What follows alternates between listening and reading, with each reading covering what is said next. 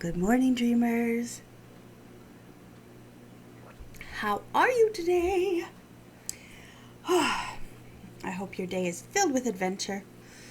Honestly, the stuff in my head right now is it's really big.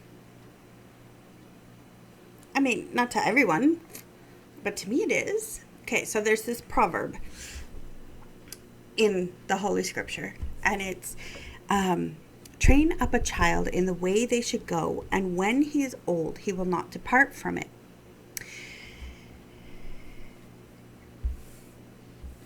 Okay, so lots of stuff in there. First, Proverbs are not promises, they are guides, a general understanding of how life can go. Second, train up a child in the way they should go. There's a tree outside on my lawn, and when the old tree fell and they had to replace it with this new tree, it was a little tiny baby tree, and they planted it, and they have two stakes coming up, and it's got this round part to hold it in between those two stakes.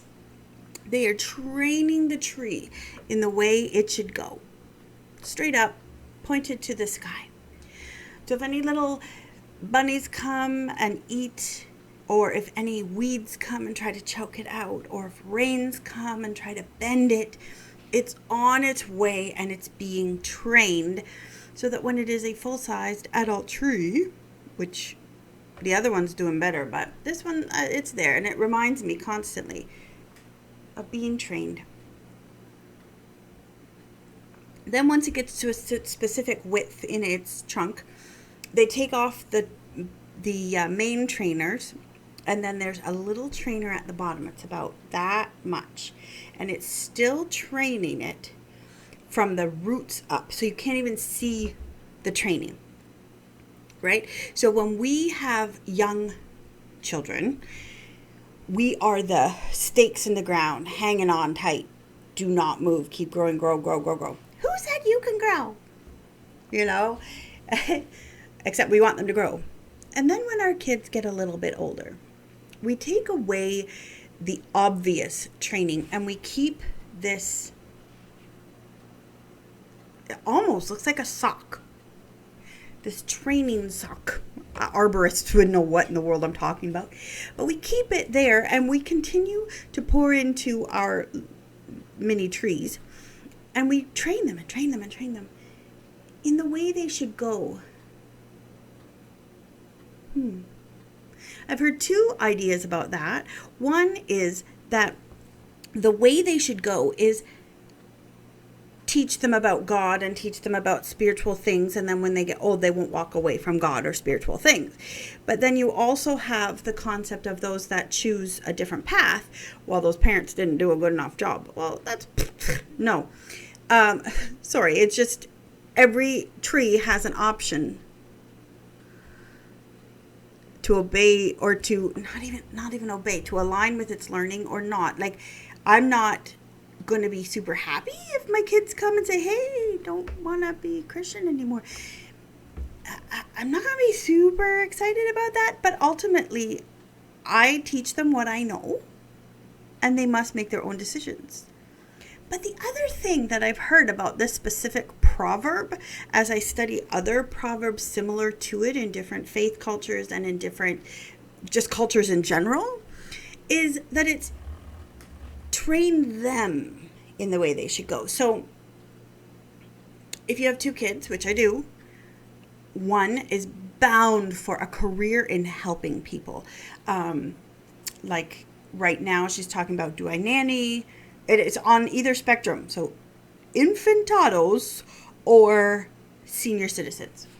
Do I nanny? Do I become a personal support worker? Do I become a nurse? Somewhere in there. I can't stand teenagers. So I then need to equip her in the things she needs for this. So if you're going to become a nurse, you better get back into science now. Nurse is out. If you're going to become a personal support worker, let's look at Conestoga. Let's look at the other schools around. What courses do you need? I mean, you're hitting grade 11. You need these courses now, which is really ridiculous that this world tells our 16-year-olds they have to know what they're doing for the rest of their life. Anyway, let's talk de-streamed math, shall we? No, it's too early on a Saturday morning for that. But then there's this other one, this other child. And he's remarkable.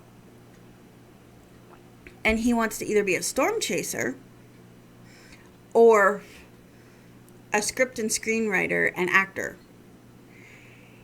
He would do really well on Broadway, but he wants to do TV because I convinced him that Broadway artists are always out of work. And I'm like, so he's writing 2 novels currently and I think 3 TV shows, and he's trying to understand how to write them based on what he's seen. So he's taking that and kind of rewriting what he's seen, but then he's also coming up with some really great original ideas of his own. So we got to look at what school, what do you need to take? You know, you're entering high school, the big deal. I need to train them in the way they should go. They cannot be trained identically because they are not identical people. They will not have identical futures, and they need coaching for how to get where they need to go. Train up a child in the way he should go.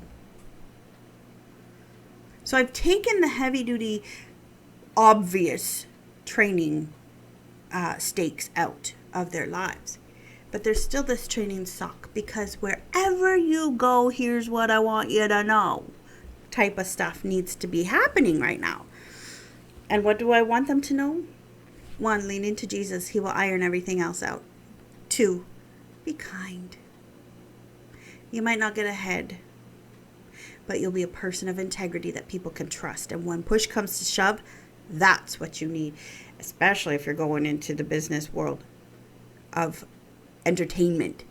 And, especially if you're going into the caretaking world where people could say things you did or did not do, but you know the truth of what you did, of the care you provided. That's my training suck. Training up my children in the way they should go. So if you're struggling this week and you're like, I don't know if I'm doing it. I don't know if I'm doing it. I can't keep going. Yeah, you can. You're doing it. And you're doing a great job. You're doing a great job with whatever it is. And it might not be in training children. It seriously might be helping a puppy learn how to pee on the pad. Or it might be helping the kid at work who's new and needs a little extra coaching. We don't know what it is, but everybody has an influence somewhere. And wherever you are influencing, remember, the person you're influencing was created with a purpose, as were you. So do it with a smile. So proud of you today. Go have some adventure. Go have some fun. Get out in that sunshine. Go for a drive. Whatever it takes to put one of these on. Because you're never fully dressed without it, you know. And whoever you're influencing, do it well. And remember, there's a human being behind that person, behind that panic attack, behind that anger, behind that emotion. And they're just messengers. It's not personal. Have some sweet dreams along the way. Bye.